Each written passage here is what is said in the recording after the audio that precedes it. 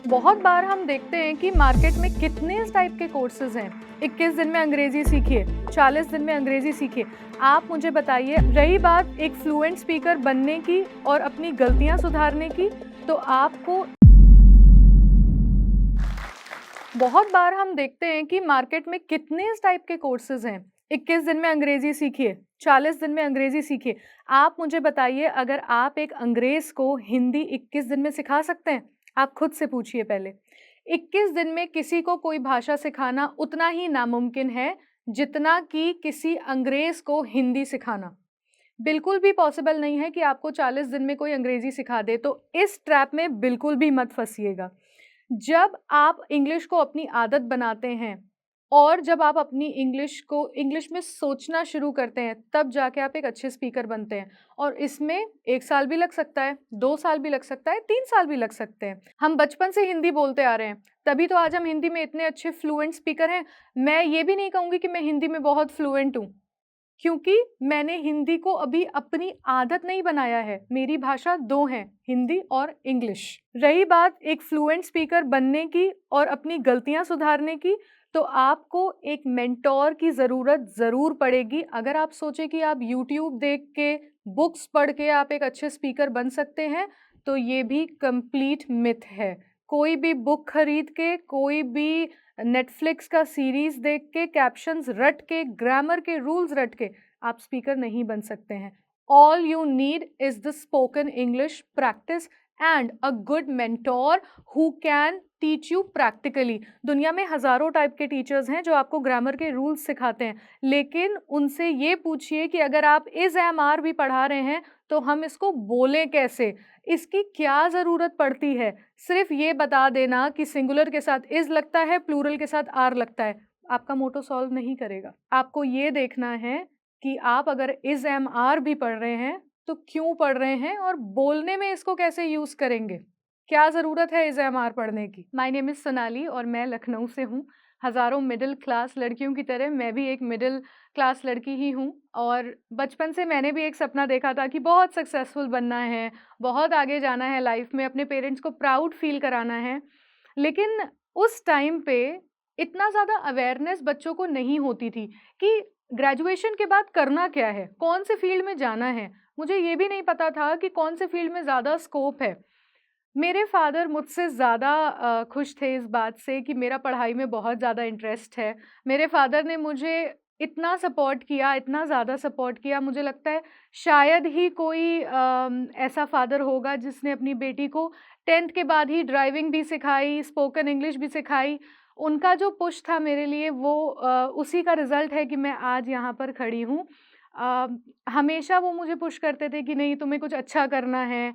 मेरी मदर को ये लगता था कि चलो मैं सैलून का कुछ काम सीख लेती हूँ या फिर कुकिंग सीख लेती हूँ, बट मेरे फादर को हमेशा ये लगता था कि नहीं, मेरी बेटी इंग्लिश सीखे, ड्राइविंग करना सीखे। और 2013-2014 में ये बहुत बड़ी बात होती थी। आजकल तो हर बच्चे को इंग्लिश की इम्पोर्टेंस पता है, उस टाइम पे इतना अवेयरनेस हो पाना पॉसिबल नहीं होता था। सो मैं अपने पेरेंट्स के सपोर्ट की वजह से आगे बढ़ी। मैंने एक नॉर्मल स्कूल से 10th और 12th किया। 10th में जो मेरे परसेंटेज थे वो 92.7 परसेंटेज थे, और बहुत खुशी हुई थी उस टाइम। न्यूज़पेपर्स में नाम था, टीवी में नाम था, तो बहुत अच्छा लगा मुझे। बहुत सारे गिफ्ट्स मिले मुझे अपने पेरेंट्स से, तो बहुत खुशी हुई। फिर मैंने बहुत अच्छे परसेंटेज के साथ अपना 12th पास किया। 12th पास करने के बाद एक पैशन तो था ही कि मुझे टीचिंग करनी है, मुझे पढ़ाना है। बहुत अच्छा लगता था लोगों को समझाना। मतलब मैं कभी-कभी बचपन में ना अच्छा-सा एक दुपट्टा पहन के और एक बोर्ड लेके बैठ जाती थी और अपने इमेजिनरी बच्चों को पढ़ाने लगती थी। तो वो पैशन मेरे अंदर बहुत शुरुआत से था। तो मैंने एक छोटे से स्कूल में पढ़ाना शुरू किया, और आप समझ सकते हैं कि 12th प्लस लड़की को कितनी ही सैलरी मिलती होगी। और मैं आपको बताऊं, मेरी पहली सैलरी थी 500 रुपये। 500 रुपये में मैंने अपनी पहली जॉब स्टार्ट की। उसके 6 महीने बाद, क्योंकि हम यंगस्टर्स को इतना ज़्यादा अवेयरनेस नहीं होता है कि यहाँ पर हमें 1 साल काम करना है, 2 साल काम करना है, मुझे थोड़े से पैसे ज़्यादा लगे और मैंने अपनी जॉब स्विच कर दी। तब मुझे मिले 2000 रुपये। उस टाइम मेरे लिए 2000 बहुत बड़ी बात थी क्योंकि मेरे सर पे तो कोई ज़िम्मेदारी थी नहीं। ना फैमिली की तरफ से प्रेशर था कि नहीं तुमको तो जॉब करनी ही करनी है। टच वुड मेरी फैमिली इतनी ज़्यादा सपोर्टिव थी और उतना ही सपोर्ट शादी के बाद मेरे हस्बैंड ने मुझे किया है। फैमिली की सपोर्ट की वजह से मैंने फिर एक स्कूल चेंज किया और मुझे 2000 रुपए मिलने लगे। मैं बहुत खुश थी कि 2000 रुपए मुझे मिल रहे हैं। मेरे फादर मुझे नहीं लगता है कि मेरे फादर ने मुझे अपनी सैलरी से एक भी रुपया मुझे खर्च करने दिया होगा क्योंकि उनको लगता था कि नहीं ये सीख रही है, इसको सीखने दो। तो आगे बढ़ी, 2 साल बाद मुझे डबल सैलरी का ऑफ़र आया 4000 का। तो उस टाइम 4000 भी मेरे लिए बहुत बड़ी बात थी। मैंने जॉब किया, ग्रेजुएशन साथ-साथ कर रही थी। मैंने डिस्टेंस से अपना ग्रेजुएशन किया सिक्किम मणिपाल यूनिवर्सिटी से। तो ग्रेजुएशन के सेकंड ईयर में आते-आते मेरी शादी हो गई थी। शादी के बाद मुझे फ़ाइनेंशियल नीड पड़ी जॉब करने की। शादी के 6 महीने बाद मैंने एक जॉब जॉइन करी। मैं टीचिंग जॉब नहीं जॉइन कर सकती थी क्योंकि टीचिंग जॉब में इतने ज़्यादा पैसे नहीं मिलते थे कि मैं अपना घर चला सकूँ या मैं अपने फैमिली को सपोर्ट कर सकूँ। ख़ैर अ, जैसी जितनी कमी जितना सपोर्ट मेरे फ़ादर ने मुझे शादी के पहले किया था, उतना ही सपोर्ट मेरे हस्बैंड ने मेरी शादी के बाद किया। मैं कहती हूँ अगर आपके लाइफ़ में 2 ऐसे आदमी एक आपके पिता और एक आपका पति, अगर ये दोनों अच्छे हैं, ये दोनों सपोर्टिव हैं, तो मुझे नहीं लगता है कि दुनिया की हिम्मत है कि आपको कोई कुछ कह सके। तो उसके बाद मैंने अपना करियर स्टार्ट किया। मैंने किड्ज़ी स्कूल में एज़ अ प्रिंसिपल जॉब चालू की। उस टाइम पे मेरी एजुकेशन मेरी क्वालिफ़िकेशन को किसी ने इतना महत्व नहीं दिया क्योंकि मेरी इंग्लिश अच्छी थी। मैंने थोड़ा बहुत बोलना सीख लिया था। तब तक मैंने स्पोकन इंग्लिश का कोई भी क्लास नहीं सिखाया। तब तक मैंने कोई भी क्लास नहीं शुरू किया था कि मैं बच्चों को सिखाऊँ, मैं मदर्स को सिखाऊँ। तो ऐसे करके मेरी जर्नी आगे बढ़ती गई, फिर मुझे वहाँ से 10,000 मिलने लगे। बहुत थे मेरे लिए सर्वाइवल के लिए। 10,000 2016 में मिलना मेरे लिए बहुत था। मेरा घर चल रहा था, मेरे हस्बैंड भी अर्निंग थे, तो मुझे कोई प्रॉब्लम नहीं होती थी। उसके बाद आया कोविड। जब हमें कोविड ने हिट किया, तो अच्छे-अच्छों की जॉब चली गई थी, तो फिर मेरी जॉब क्या थी? मेरी जॉब भी चली गई और मैंने स्टार्ट किया एक ऑनलाइन प्लेटफ़ॉर्म पे पढ़ाना। मात्र 150 रुपए 1 घंटे का पढ़ाने का मुझे मिलता था। क्योंकि मेरी ज़रूरत थी और क्योंकि मुझे ये चाहिए था, उस टाइम की मेरी ज़रूरत थी कि हाँ, मुझे ये तो जॉब करनी ही करनी है क्योंकि उसके अलावा मेरे पास कोई ऑप्शन ही नहीं बचा था। तो ख़ैर मैंने घर बैठे ये पढ़ाना चालू किया।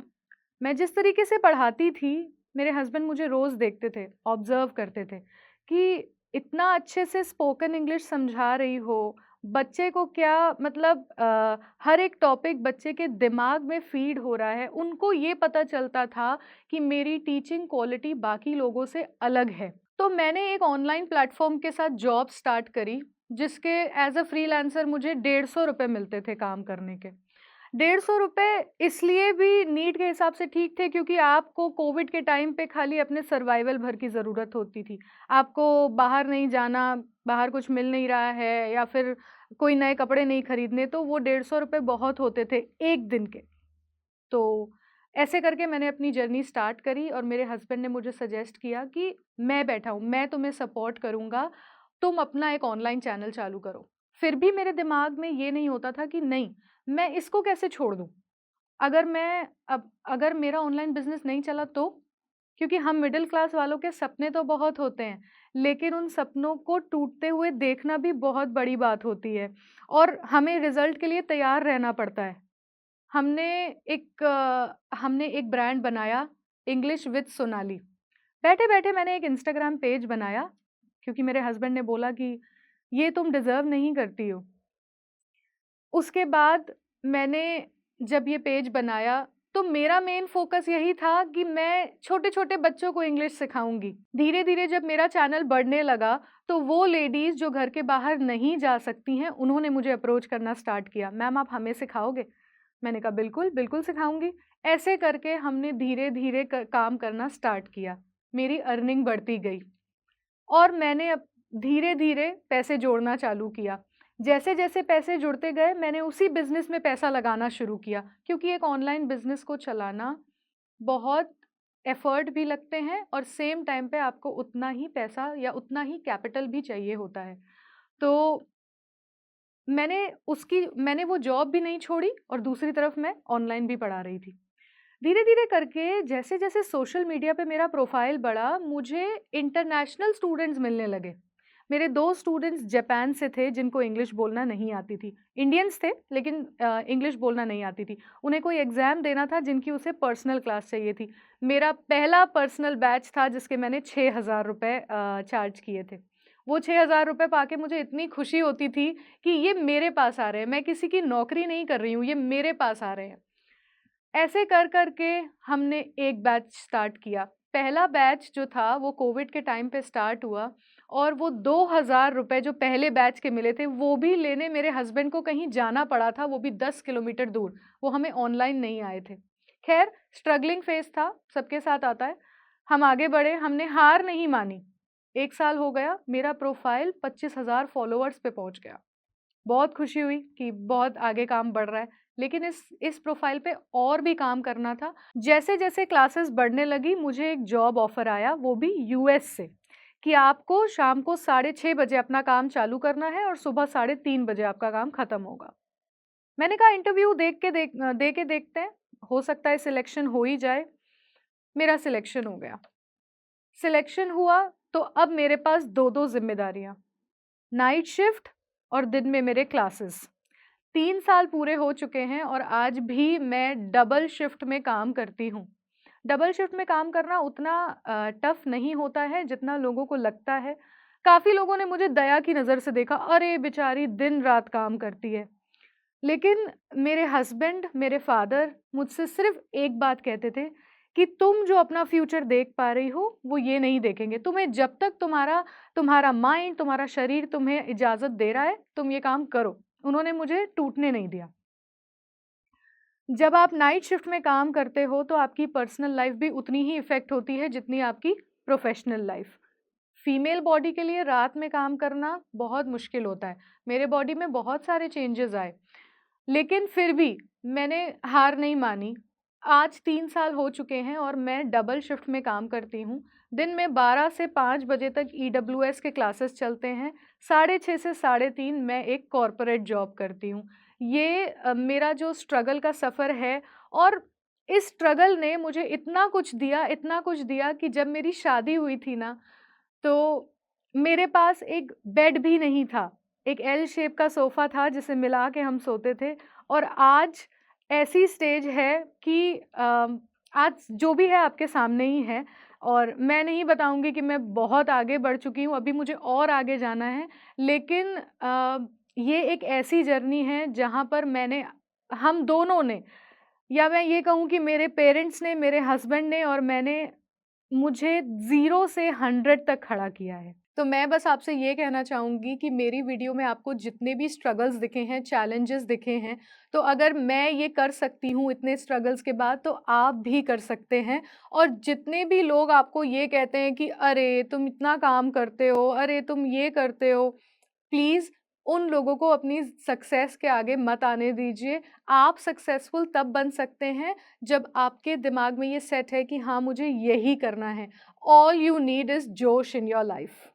Do you want to speak fluent English? अगर मैं आपको बोलूं कि आपको अगर इंग्लिश में इम्प्रूव करना है तो आपको कोई ग्रामर के रूल्स नहीं पढ़ने, कोई हजारों वीडियोस नहीं देखनी और ना ही कोई मोटी बुक्स पढ़नी है। अगर कुछ करना है तो सिर्फ इंग्लिश में बात। आपको सिर्फ इंग्लिश में ज्यादा से ज्यादा बात करनी है। अब आप बोलेंगे कि आपके पास इंग्लिश में बात करने के लिए लोग ही नहीं है, आपके पास वो माहौल ही नहीं है, तो चिंता क्यों करते हैं? जोश टॉक्स इंग्लिश स्पीकिंग ऐप है ना। जोश टॉक्स इंग्लिश स्पीकिंग ऐप में आप ग्रामर एंड वोकैबुलरी की प्रैक्टिस के साथ साथ अपने स्पीकिंग प्रैक्टिस पार्टनर के साथ जितना चाहे उतना इंग्लिश में बोलने की प्रैक्टिस कर सकते हैं, जहां आपको कोई जज नहीं करेगा। एंड ये सब सिर्फ 58 रुपीज पर मंथ में। जी हाँ, सिर्फ 58 रुपीज पर मंथ। विश्वास नहीं होता तो अभी जोश टॉक्स इंग्लिश स्पीकिंग ऐप को डाउनलोड करें और अपना फ्री ट्रायल क्लेम करें। अब पूरा भारत बोलेगा इंग्लिश।